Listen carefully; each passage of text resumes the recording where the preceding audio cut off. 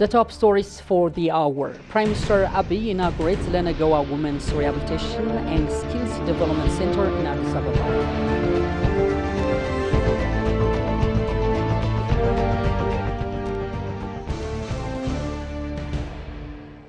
And Ethiopia said to have made great strides in the 10-year development plan.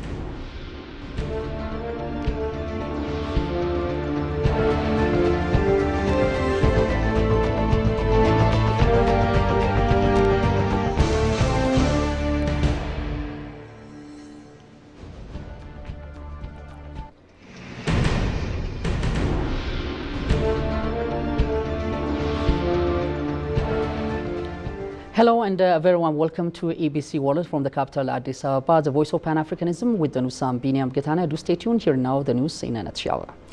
Executive Director of the Institute for Foreign Affairs, Jafar Badru, conferred with UNDP representative in Ethiopia, Samuel Doye, on possible areas of collaboration between the institutes and UNDP.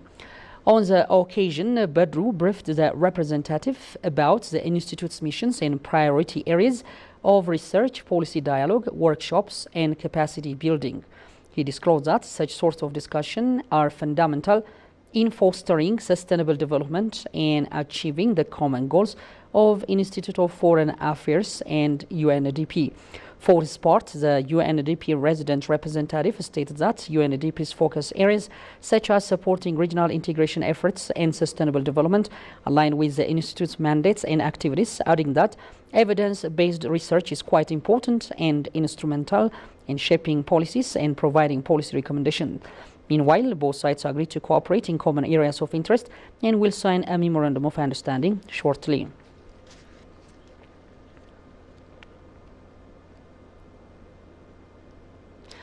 Meanwhile, Chinese ambassador to Ethiopia, Zhao Zhuan, held discussion with Ethiopian Foreign Affairs Minister Taye Asqelassie on ways of bolstering the bilateral ties between the two countries.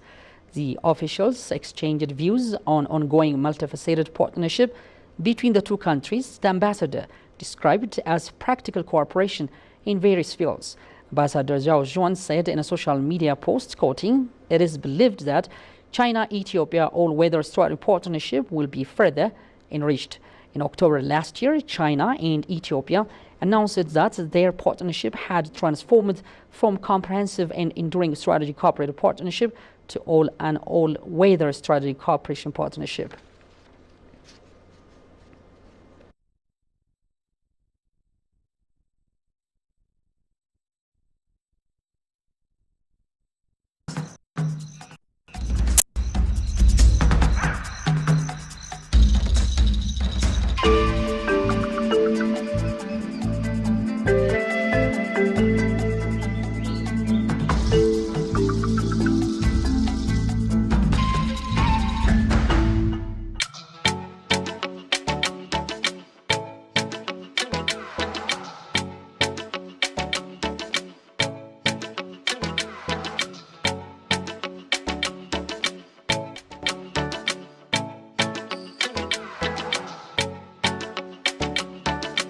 It is a planned city built mainly in the 80s based on a master plan by Japanese architect Kenzo Tange. It replaced Lagos, the country's most populous city, as the capital on December 12, 1991. As of 2022, the city is experiencing an annual growth of at least 35%, retaining its position as the fastest-growing city on the African continent and one of the fastest-growing in the world. As of 2022, the metropolitan area of Abuja is estimated at 6 million people, placing it behind only Lagos as the most populous metro area in Nigeria. Abuja is the headquarters of the Economic Community of West African States, ECOWAS, and the regional headquarters of OPEC.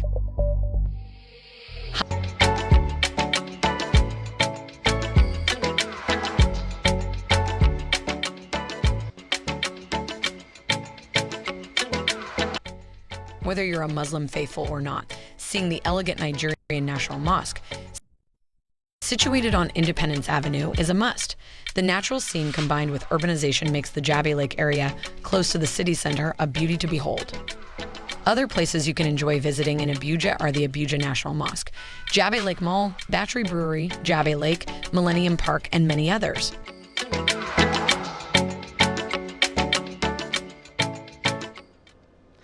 Welcome back. You're still on ABC World from the capital Addis Ababa. Step into another story. The Addis Ababa City Administration reiterated a commitment to ensure social justice by addressing socio-economic complications. Accordingly, the City Administration inaugurates a state-of-art project, which is Lenegoa Women's Rehabilitation and Skill Development Center, with an outlay of over 3 billion birr in the metropolis. Johannes Fantoan presents a file compiled by Habtam Ashagri.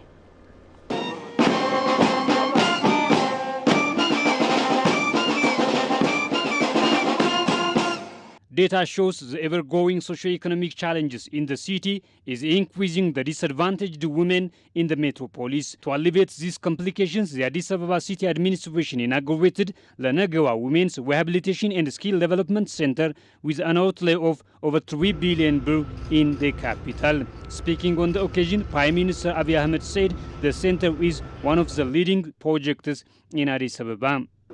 በአመት 10,000 ሴቶች ካሉበት የኑሮ ሁኔታ አውጥተን የተሻለ ስራ ማስያዝ የምንችል ከሆነ 10 ማዕከል ብንገነባ If we are taking 10,000 women in this center annually, we can move hundreds of thousands of marginalized women by maximizing this project in other areas. This project is a witness of how we are implementing our commitment to our people. This project can change the wrong narration in our country. I recognize the mayor's efforts in finalizing this project. Recognizing all women's efforts is crucial to cement Ethiopia's sustainability. ክብርት ከንቲባ እስካሁን የሰራናቸው ስራዎች ለህዝባችን ቃል የገባናቸውን ለመተግበር ነው። ይህ ስራ ግን ለህዝባችን ብቻ ሳይሆን ለፈጣሪያችን ቃል የገባነውንም ማሳያ ስለሆነ Addis Ababa City Mayor Adanech Abeebe said the center can intake 1,000 social disadvantaged women of different lifelines in the city. The mayor added the center is crucial to change the lives of disadvantaged women in the city. የዚህ የሴቶች ተሃድሶና የክህሎት ማበልጸጊያ ማዕከል መገንባት የሴቶች ጾታዊ እኩልነትና ሁለንተናዊ ተጠቃሚነት ሙሉ ለሙሉ It is our commitment to show how we are devoted to ensure social equality by implementing this project. Sexual harassment is an alarming and continuing problem. This center is helpful to show opportunities in the near future. It is also expected the beginning of the new era for our disadvantaged women in the metropolis. It is fully furnished in providing skill trainings for marginalized women. አገልግሎት የአካል ብቃት እንቅስቃሴና መሰል አገልግሎቶችን እንዲሰጥ ተደርጎ ተደራጅቷል። The center aims to provide services for destitute and socially disadvantaged women to recover from their trauma and empower to become self-supportive citizens. The center has 5 dormitories with 1 hospital, 17 skill training centers, sport facilities, urban farmland, and underground water sanitation facilities, among others. Furthermore, the Premier said the project is a showcase of the government's commitment to eradicate poverty and backwardness. It has been indicated that the city administration targets to register over 10,000 socially disadvantaged women and providing rehabilitation and skill training in the capital annually.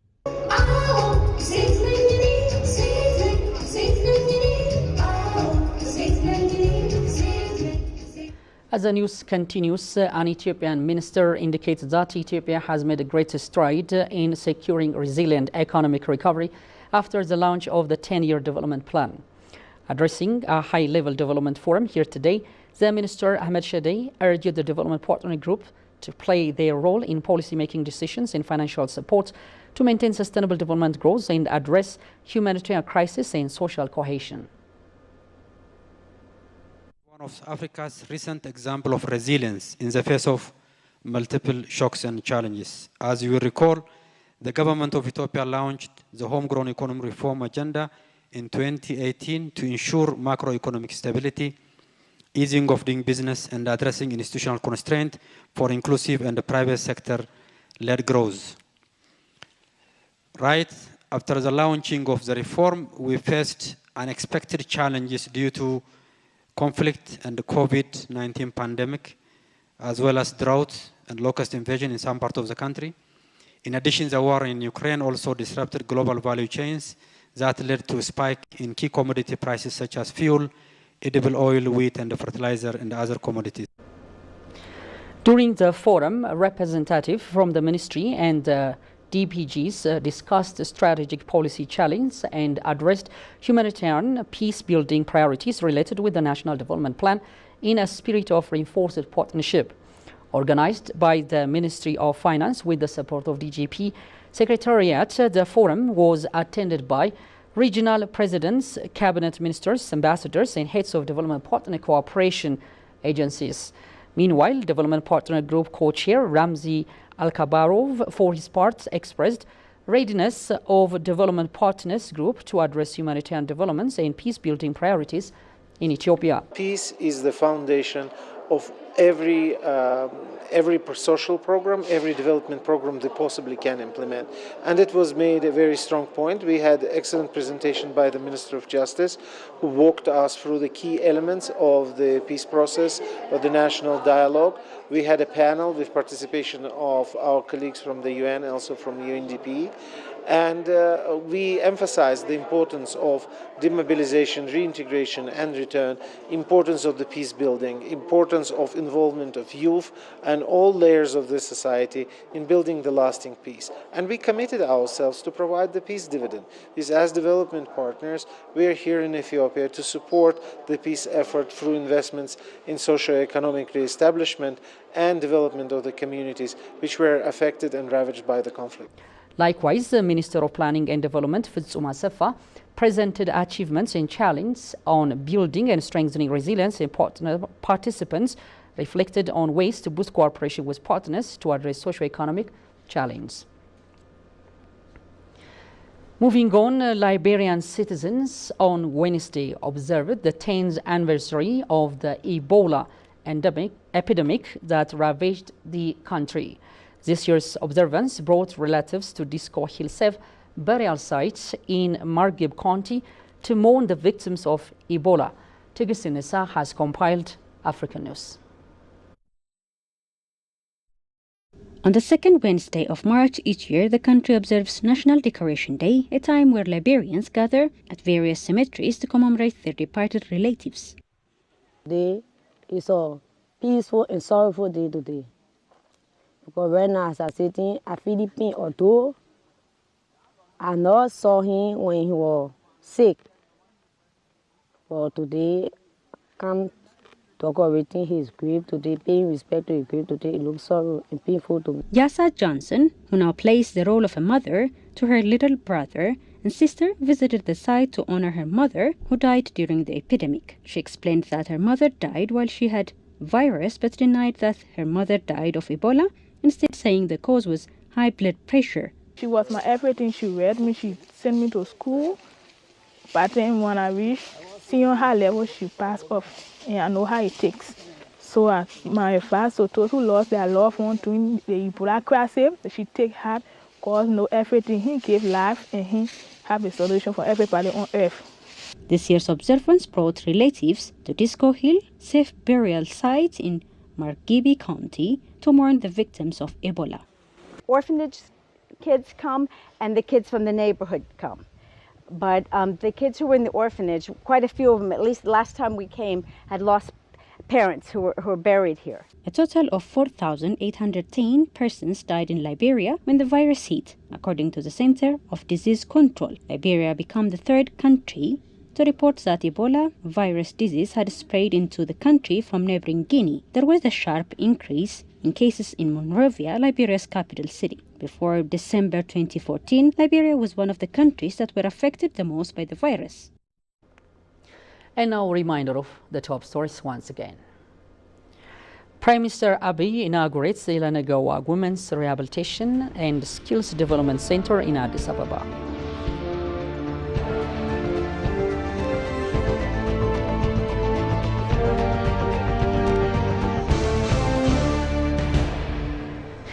And Ethiopia is said to have made great strides in the 10-year development plan.